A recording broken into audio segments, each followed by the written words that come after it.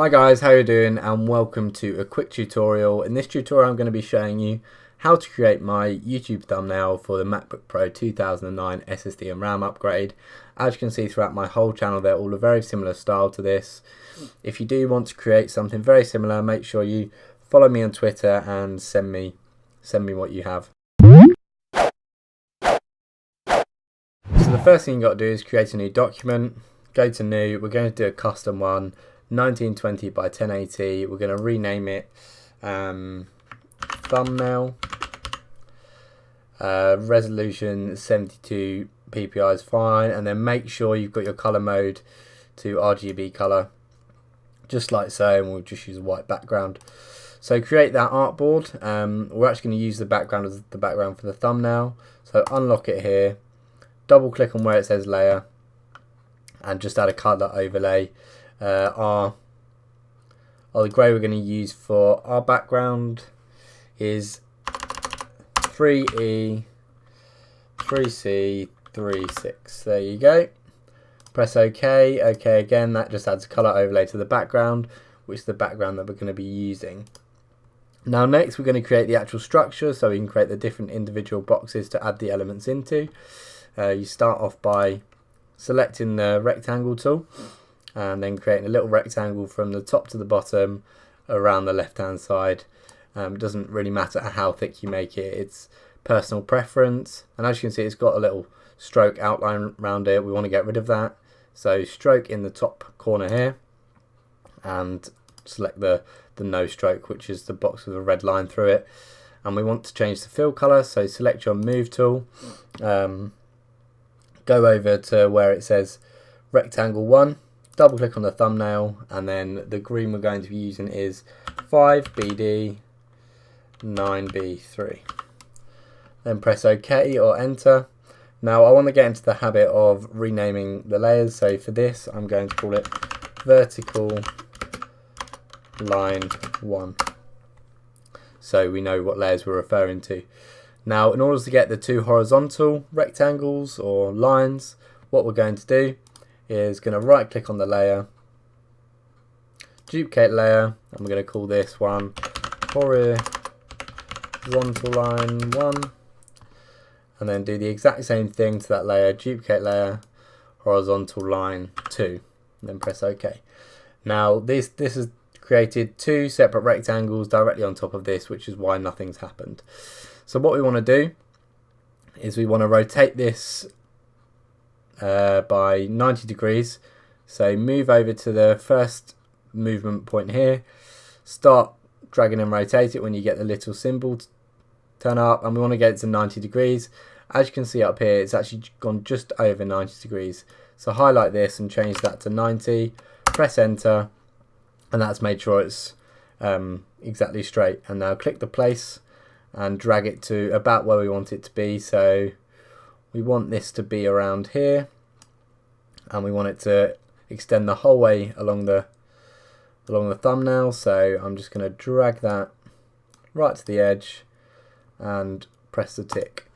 And for the second line, the exact same thing, just rotate it by 90 degrees. If it's not quite straight, go up to the top, 90, enter, and press place. Now you can see this is going over onto the other side. Now what you want to do is make sure your move tool is selected and move it down and off the artboard, just so it sort of intersects with the vertical line. Now this, I can already see there's a little bit too much space over here because we've got to fit an image in here and a little bit of text in here.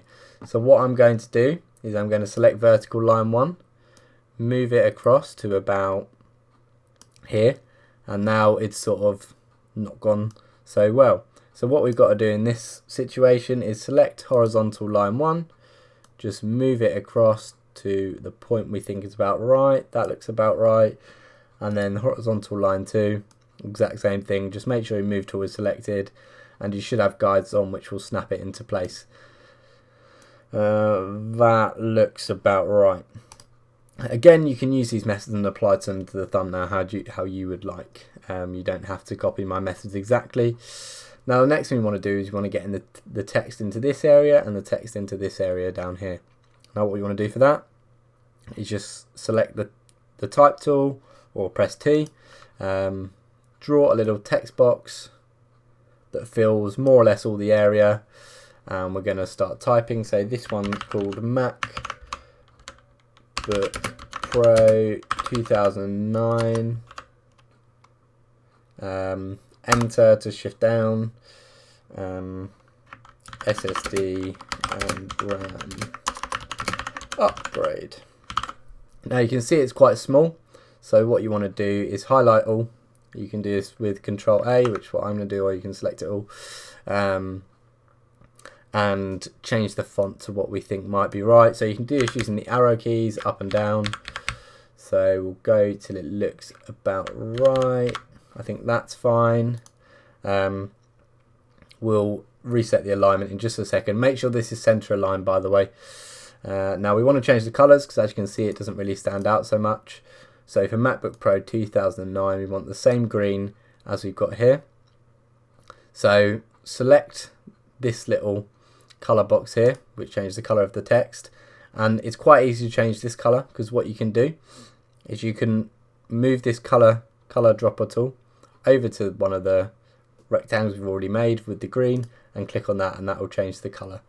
Press OK, and then we want to change the SSD and RAM upgrade color, so we highlight that, click the color and change this to white.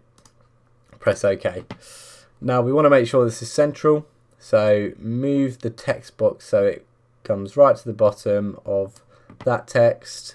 Press tick to place it, and then we're going to move it down slightly just so it looks central. That looks about right. And then we're going to do the same thing down here. So text tool, create a text box, easy upgrade, and this is actually in italic, so I'm going to highlight all, change my font style to bold italic, and I actually have an orange font of this, so I'm going to select it all, go to the color, and then put in the orange or pink color that we're using, which is E97, E62. Then press OK and place. Move tool select and just make sure it's sort of as central as we can make it. So we now have all the text in place. Now what we want to do is we want to get the images in. So make sure you have images already saved for this. Open the folder that they're in.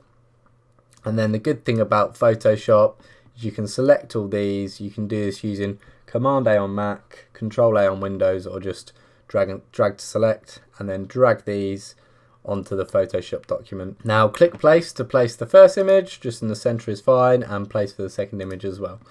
And now we want to move these into the right section, so we're going to move them around a little bit.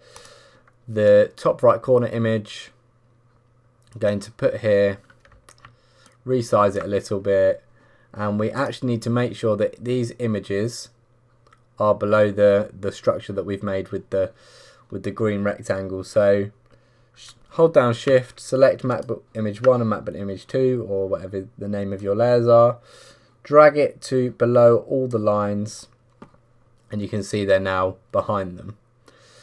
So move your images into around about the right place, so they fill up the whole thing. So if your images, like mine, take up a little bit more of the box, you want to get rid of the excess so it gives it the nice clean look. So the way I like to make sure that all the images are in the right place is choose the selection tool, drag slightly outside of the box so you fill up the whole box. Make sure your layer is selected, so this is MacBook image 1. Press Ctrl C, Ctrl V, copy and paste it, and it will create a new layer. Now go to your original layer, click delete or hide, and you can see it now gets rid of all the edge because it's just the first bit is selected. So I'm actually going to delete the layer here. I'm going to rename this layer MacBook image